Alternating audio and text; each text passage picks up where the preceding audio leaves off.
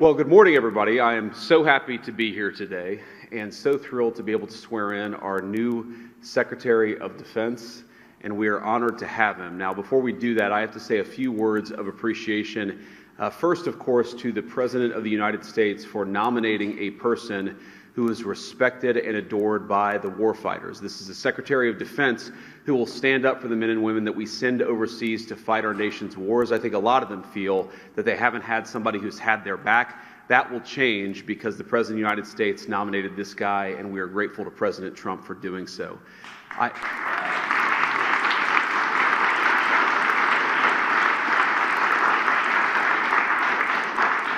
I also want to say thank you to my Senate colleagues. It turns out we couldn't spare one, and all of you did an incredible job.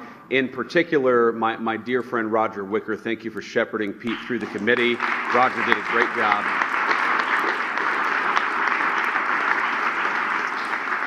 And in addition, all of the members of the Senate Armed Services Committee, who I know gave Pete the vetting and the hearing that he deserved, and I'm glad that we all ultimately decided that the President's nominee for Secretary of Defense ought to be our actual Secretary of Defense, and we're here today. I'm going to say one final thing. If you look at what has separated President Trump from so many of the people who came before him, it is the view that, number one, we should be sparing in how we deploy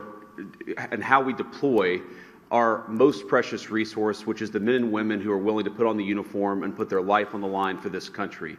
We shouldn't send them everywhere, but two, when we do send them anywhere, we ought to empower them with the tools necessary to fight and win quickly and come home afterwards. And that is what sets this administration apart, and that's what Pete Hegseth represents.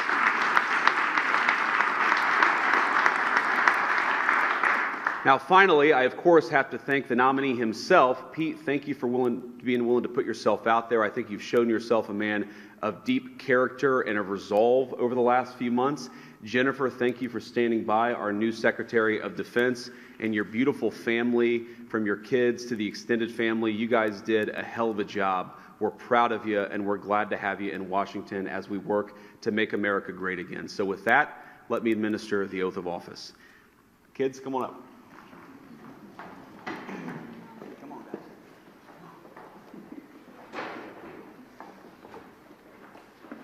All right, put your hand on the Bible, raise your right hand, and repeat after me. I, Pete Hegseth.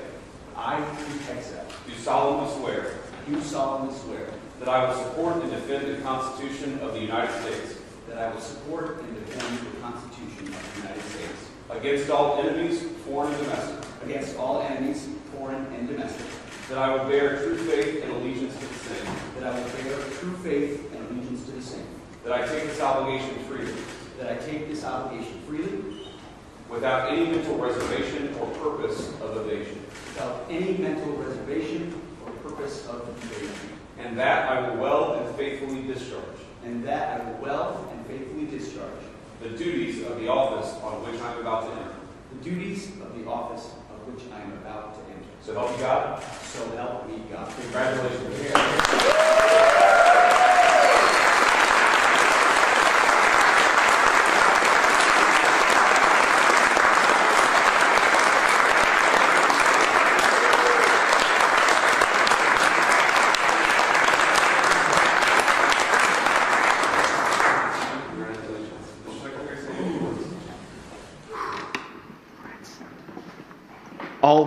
All praise and glory to God. His will be done, and we're grateful to be here. And as I said in my hearing, it was Jesus and Jenny. I would not be here without you, sweetheart. Thank you so much. I want to thank the President of the United States, our Commander-in-Chief, Donald Trump. We could not have a better Commander-in-Chief than him. It is the honor of a lifetime, sir, to serve under you. We look forward to having the backs of our troops and having your back in executing peace through strength, in putting America first, and in rebuilding our military. Mr. Vice President, thank you for breaking the tie. It's not the last time, or not the first time, the headline reads, Junior Enlisted Marine Bails Out Junior Army Officer. And, you know, some people were saying, well, 50-50, that's too tight. And Senator Mark Wayne Mullen was nice enough to take my kids up to the gallery to watch the actual moment that the vice president sealed the deal. And they came running in. They said, Dad, instead of being sad about 50-50, 51-50, they said, Dad, you won in overtime. That's the perspective I like. So thank you throughout this process, Mr. Vice President, for being incredible. I also want to thank the chairman of the Senate Armed Services Committee. So many members of the Senate Armed Services Committee, we became fast friends in this process. The advice, the consent, the wisdom, the guidance. I look forward to working with all of you and other senators to ensure the Defense Department has what it needs, that our nation has what it needs, and that we're prepared to defend it in all moments. To my staff, amazing staff who were with us this entire process, I see so many of you through thick and thin. We used to look at the betting odds every once in a while on this. It was low at one point. Never do that. But we defied them. And there were so many folks on the inside and then allies on the outside who stood by us every single moment. And we are eternally grateful for that. And I want to thank the warfighters. I want to thank the men and women wearing the uniform. And I've said this before when I speak, and I mean it. Every time I stand at a podium and there's bright lights and cameras, the first thing that goes through my head are the guys that I served with on the battlefield. The men and the women who I lock shields with and put my life on the line with, who never get the spotlight, who never have the cameras, who people don't know what they did in dark and dangerous places. But I know. And at the Pentagon, we're going to remember and we're going to know. And we're going to think about those warriors with every single decision that we make. We will put America first. We will bring peace through strength. And the three principles I talked about are what we will bring to that Pentagon. Restore the warrior ethos in everything that we do. Rebuild our military. And reestablish deterrence. We don't want to fight wars. We want to deter them, as you said. And we want to end them responsibly. But if we need to fight them, we're going to bring overwhelming and decisive force to close with and destroy the enemy and bring our boys home.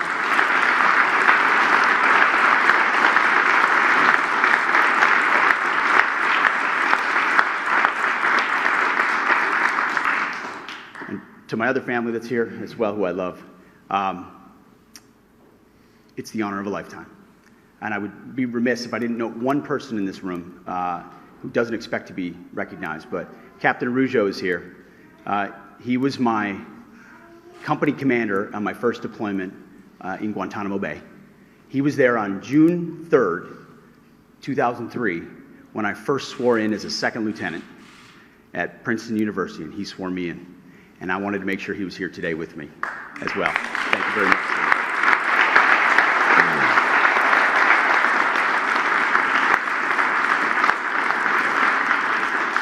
So, Mr. President, thank you very much. To the American people, we have your back. We're going to get to work right away. God bless. Thank you.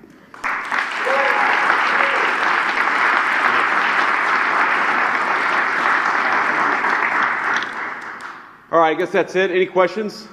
Why should women in the armed service trust you? Guys, let me answer that for the new secretary. All people in our armed services should trust him because he looks out for them and he's going to fight for them. And he's going to make sure that we have the kind of military that we can all be proud in, that we can all be proud of, and that, again, when we send it to do a job, we do it well, we do it quickly, and then we get the hell out. And that's what Secretary Hegseth is going to bring to the Department of Defense. Anything else? Are you worried about any other nominees coming really close to the line as we saw with Hegseth last night?